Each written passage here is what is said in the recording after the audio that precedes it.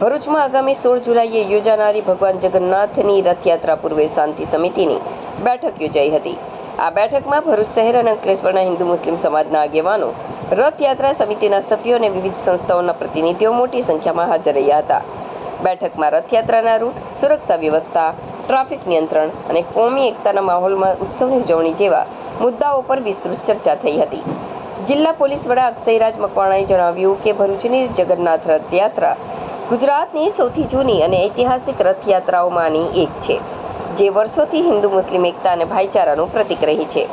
તેમણે ઉમેર્યું કે રથયાત્રાના સમગ્ર માર્ગ પર મુસ્લિમ સમાજ દ્વારા પરંપરાગત રીતે સ્વાગત, ઠંડા પીણા, પાણી અને અન્ય સેવાકીય પ્રવૃત્તિઓનું આયોજન કરાશે. આ અંગે બેઠકમાં તમામ આગેવાનો સાથે ચર્ચા થઈ હતી.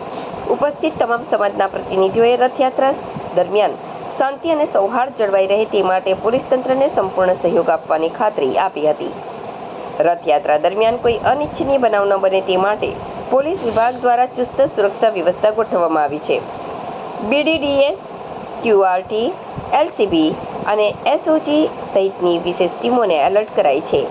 આ ઉપરાંત મોટી સંખ્યામાં DYSP, PI, PSI સહિતના પોલીસ અધિકારીઓ અને જવાનો રથયાત્રાના રૂટ પર તૈનાત રહેશે.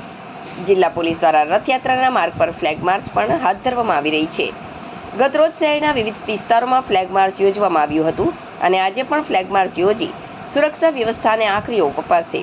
આ બેઠકમાં ભરૂચ શહેર DYSP CK પટેલ, અંકલેશ્વર ડિવિઝનના DYSP ડોક્ટર કુશલ ઓઝા, બંનેના PI, PSI અને પોલીસ મિત્રો સાથે રથયાત્રા આયોજકો પણ મોટી સંખ્યામાં ઉપસ્થિત રહ્યા હતા. ગુજરાતભરમાં સૌથી જૂનામાં જૂની રથયાત્રા એટલે ભરૂચની રથયાત્રા હોય છે, કે જેમાં આજરોજ અમારે પોલીસ અધિક્ષકશ્રીની કચેરીએ તમામ હિન્દુ સમાજના ભાઈઓ અને મુસ્લિમ સમાજના ભાઈઓ એક શાંતિ સમિતિની અહીંયા બેઠક બોલાવવામાં આવી હતી, કે જેઓને તમામની સાથે આખા રૂટ ઉપર કણ મુસ્લિમ બિરાદરો સ્વાગત કરવાના છે, કોના દ્વારા શું શું ફેસિલિટી છે, આ તમામ વસ્તુની એક શાંતિ સમિતિની એક ચર્ચા કરવામાં આવી છે. અને તમામ લોકો દ્વારા આ તહેવારને ખૂબ જ હર્ષોલ્લાસથી ઉજવાય તે માટે પણ તમામ લોકોએ ખાતરી આપી છે. આ સિવાય પોલીસ પ્રત્યેની જે ભાવના હતી એ તમામ લોકોએ વ્યક્ત કરી છે.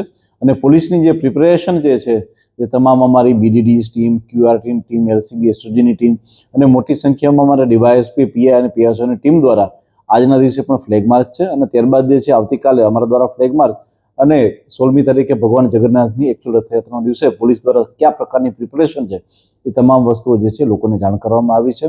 મને ખૂબ જ ખાતરી અને વિશ્વાસ છે કે ભગવાન જગન્નાથજીની આ રથયાત્રા ખૂબ જ શાંતિપૂર્ણ માહોલમાં હર્ષો અને ઉલ્લાસથી ઉજવવામાં આવશે. Thank you.